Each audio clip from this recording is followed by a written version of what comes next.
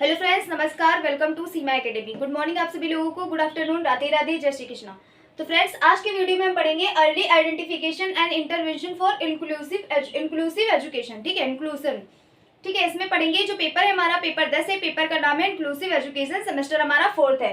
Common paper ही है सभी के लिए, HIVI के लिए, सभी के लिए इंपॉर्टेंट है। तो देख लेते हैं समावेश में शीघ्र हस्तक्षेप एवं शीघ्र पहचान एवं शीघ्र हस्तक्षेप क्या है। तो इसकी जो नॉर्मली डिफिनेशन है वो मैं समझा रही हूँ। शीघ्र पहचान बालक के जन्म के पश्चात अंगीय स्तर पर तथा प्रथम दृष्टता चिन्हित किया जाता है। ठीक है, बालक हो या बालिका यानी लड़का हो या लड़की, उसमें चिकित्सक द्वारा कुछ निर्देश दिए जाते हैं जिसके कारण क्या होता है, अर्ली इंटरवेंशन पर कार्य लागू किया जाता है। और जो भी वो निर्देश देते हैं उन्हीं निर्देश को क्या करना होता है, टीचर पेरेंट्स को फॉलो करना पड़ता है। तो देखते हैं शीघ्र पहचान के कारण क्या है। शीघ्र पहचान के कारण, ठीक है, शीघ्र पहचान का पहला कारण है सीखने में सुविधाजनक। पहला कारण क्या है, सीखने में सुविधाजनक। सीखने में क्या है, सुविधाजनक है। और दूसरा क्या है, उपचार प्रबंधन।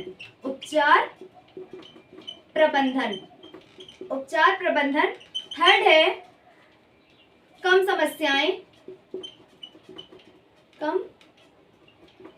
समस्याएं।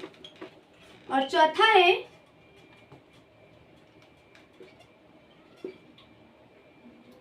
निर्मलन में सहायक।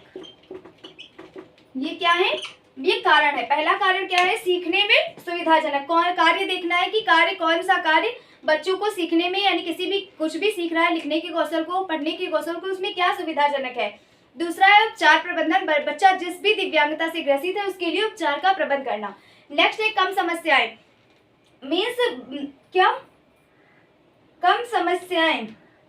हाँ, बालकों को किसी भी कार्य को करने में कितनी समस्याएं होती, कम होती, ज्यादा होती, उसका निवारण करना। चौथा है निर्मलन में सहायक, दिव्यांगता के निर्मलन में सहायक। और नेक्स्ट है बाल्यावस्था में निदान, यानी बचपन के समय बच्चे को क्या क्या प्रॉब्लम्स थी।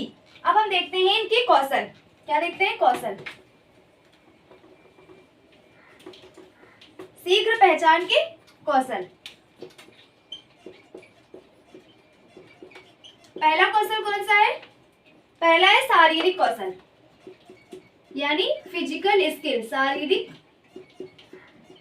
कौशल के अंतर्गत क्या आता है, शारीरिक कौशल में जैसे पहुंचना, लुढ़कना, चलना और खेलना, ये सारी क्या है, चलना, ये सारी, और रेंगना, ये सब क्या है, शारीरिक कौशल मीन्स फिजिकल स्किल्स है। इससे क्या होगा, बच्चा क्या होता है, जब बच्चा 2 से 3 महीने का होता है तो पहले सबसे वो क्या करता है, धीरे धीरे अपनी गर्दन को संभालना सीखता है।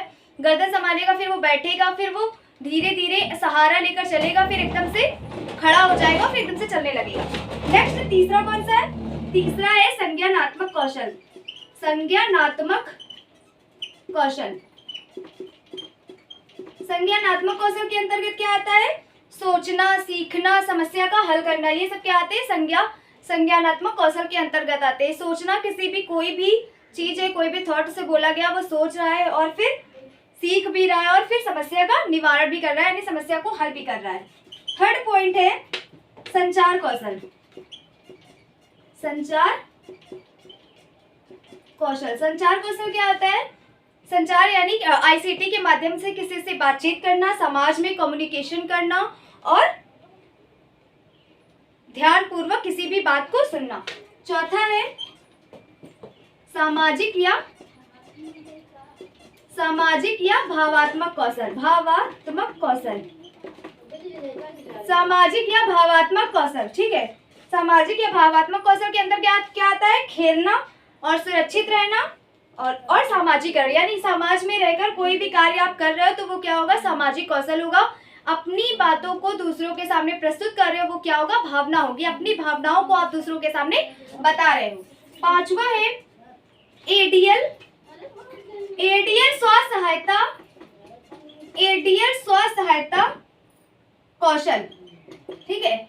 एडीएल स्व सहायता कौशल क्या होता है, जिसमें आप स्वयं से वर्क करते हैं, जैसे स्वयं खाना पीने में रुचि, अपने आप खाना खा रहे हैं, कोई भी पेंटिंग बना रहे हैं आप, उसमें कलर कर रहे हैं, वो अपनी रुचि है, जिसमें आपको इंटरेस्ट हो, अपने को रुचि हो, वो क्या होता है, स्व सहायता कौशल होता है। ठीक है, ये थे हमारे कौशल। अब हम देखेंगे सीख हस्तक्षेप के मुख्य स्रोत क्षेत्र के बारे में। तब तक के लिए स्क्रीनशॉट ले सकते हैं आप लोग।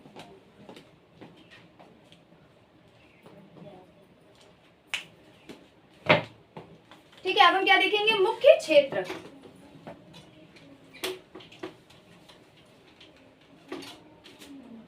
क्षेत्र,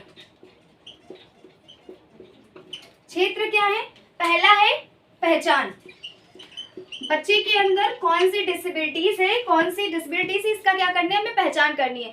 क्योंकि अगर बच्चे की आंख की रोशनी चली गई है थोड़ी, और थोड़ा बहुत उसे दिख रहा है, तो आप उसे चश्मा लगा के थोड़े से ज्यादा दिखवा सकते हैं, लेकिन जो बौद्धिक अक्षम बच्चा होता है उसे आप कभी भी ठीक नहीं कर सकते हैं, बल्कि उसको वो जैसे है उसे वैसे ही आपको झेलना होगा, वैसे ही आपको अर्ली इंटरवेंशन करना होगा, वैसे ही आपको पालना पोषना होगा, क्योंकि बौद्धिक अक्षम बच्चा को हम कभी भी ठीक नहीं कर सकते। तो हमें सबसे पहले क्या करना है, उसकी पहचान करनी है।